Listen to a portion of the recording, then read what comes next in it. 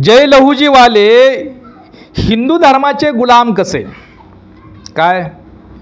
जय लहुजीवाले हिंदू धर्माचे गुलाम कसे, अशा प्रकारचा एक लेख मी एका साप्ताहिकामध्ये लिहिला होता आणि ते आज मला बोलले त्याच्यावरती भाष्य करू वाटलं की जय लहुजीवाले हिंदुत्वाचे गुलाम कसे. जय लहू म्हणजे क्रांतिरक्षक लहुजी वस्ताद हे स्वतःला कट्टर हिंदू माग समजत होते का? म्हणजे जय लहुजी म्हणणारे, लहुजीच्या नावावरती संघटना करणारे, सेना करणारे आणि याचा विचार करावा, अण्णा लहुजी वस्ताद, क्रांतिरक्षक लहुजी वस्ताद काय स्वतःला कट्टर हिंदू माग म्हणून घेत होते? हिंदुत्वाच्या कळपात वावरत होते? हिंदुत्वाच्या बाजूनं जे क्रांतिरक्षक लहुजी वस्ताद काय हिंदुत्वाच्या बाजूनं लढले? नाही, मुळीच नाही.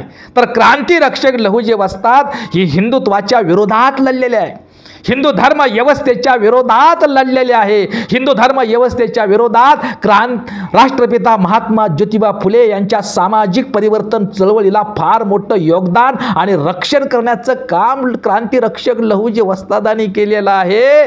सार्वजनिक सत्य धर्माचं ते काम करत होते. सत्य शोधक समाजाचे ते सदस्य होते, कार्यकर्ते होते. हिंदुत्वाचे ते सदस्य आणि कट्टर हिंदू माग म्हणून घेत नव्हते, तर महात्मा फुले यांचं रक्षण करत, महात्मा फुले यांच्या सामाजिक चळवळीमध्ये सहभाग घेत हिंदू धर्म व्यवस्थेच्या विरोधात लढत होते आणि सामाजिक परिवर्तनाच्या क्रांतीचं ते रक्षण करत होते. म्हणून त्यांना क्रांती रक्षक लहुजी वस्ताद असे म्हणतात.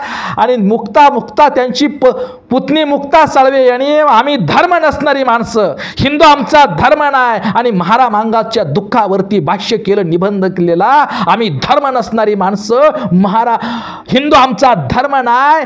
हे क्रांती रक्षक लहुजी वस्तादानी आणि प्रोत्साहन देऊन आणि त्यांच्या प्रेरणेतूनच त्यांची पुतणी असणारी मातंग समाजातील मुक्ता साळवे यांनी हिंदू आमचा धर्म नाही, आम्ही धर्म नसणारी माणसं असा निबंध लिहिला. ज्यांच्या प्रेरणेनं आणि मार्गदर्शनाखाली मुक्ता साळवेने आम्ही धर्म नसणारी, हिंदू आमचा धर्म नाही असा निबंध लिहिला, ते लहुजी वस्ताद ते हिंदू धर्माचे कसे असू शकतात?